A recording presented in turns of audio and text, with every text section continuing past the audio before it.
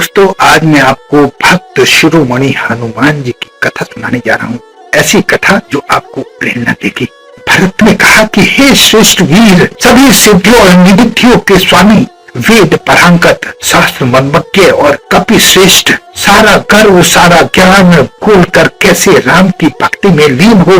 भरत को राम का अनुज मानकर भले ही कोई याद रखता रहे, लेकिन इस भक्त शिरोमणि हनुमान को संसार कभी नहीं भूल पाएगा।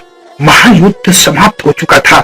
जगत को त्रास देने वाले रावण अपने कुटुंब सहित मारा जा चुका था और कौशलाधीश के नेतृत्व में चारों ओर शांति थी।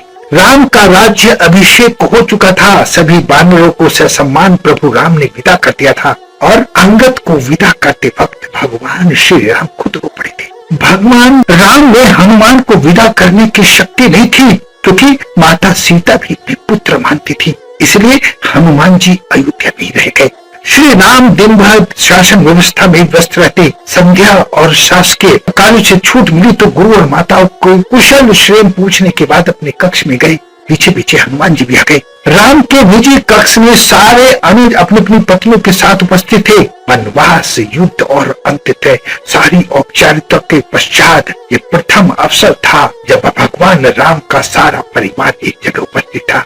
क्योंकि शत्रुघ्न सबसे छोटे थे और हनुमान जी को इशारे से बाहर जाने के लिए कह रहे थे, लेकिन आश्चर्य की बात है, हनुमान जी जैसा ज्ञाता भी मामूली संकेतों को समझने में असमर्थ दिखाई दे रहा था। अंततः परिवार के सभी लोगों ने उनकी उपस्थिति में जी भर के बातें की। फिर भरत को ध्यान आया कि भैया भाभी को भी एकांत चाहिए। अंततः उन्होंने राम की आज्ञा ली और सबको जाकर विश्राम करने की सलाह दी। सब उठे, राम सीता के चरण स्पर्श करके जाने लगे, परंतु हनुमान जी वहीं बैठे रहे। सब लोग उनके जाने की प्रतीक्षा में लगे कि वो कब बाहर निकले। राम जी ने मुस्कुराते हनुमान जी से कहा, क्यों वीर, तुम भी जाओ, आराम करो। हनुमान जी बोले कि आप सम्मुख हैं तो मुझे विश्राम की आवश्यकता नहीं है। परंतु शत्रुघ्न ने उसी समय क्रोध में कहा, आपको नहीं है लेकिन भैया को तो है। हनुमान जी ने कहा, मैं भैया के विश्राम में कहाँ बाधा डाला हूँ, मैं तो यही उनके पैर के पास बैठा रहूंगा। तब शत्रुघ्न ने कहा, भाभी को भी एकांत की जरूरत है। उन्हें भैया के साथ में एकांत में रहने का अधिकार प्राप्त है, क्योंकि उनके माथे पर सिंदूर लगा है। हनुमान जी आश्चर्यचकित रह गए और प्रभु राम से बोले, प्रभु, क्या सिंदूर लगाने से किसी के निकट रहने का अधिकार प्राप्त होता है? राम जी मुस्कुराए और बोले, हाँ, ये सनातन प्रथा है हनुमान जी। यह सुनकर हनुमान जी मायूस होकर वहां से उठे और राम जानकी को प्रणाम करके बाहर चले गए। प्रातः जब श्री राम का दरबार लगा तो चारों तरफ से एक आवाज आई कि हनुमान जी रात भर अयोध्या में तांडव मचाते रहे। इस बात को सुनकर श्री राम ने हनुमान जी को उपस्थित होने का आदेश दिया। क्या देखते हैं कि हनुमान जी सिंदूर में लिपटे हुए एक एक पग धरती पर चल रहे, तो उनका सिंदूर धरती पर गिरता चला आ रहा है।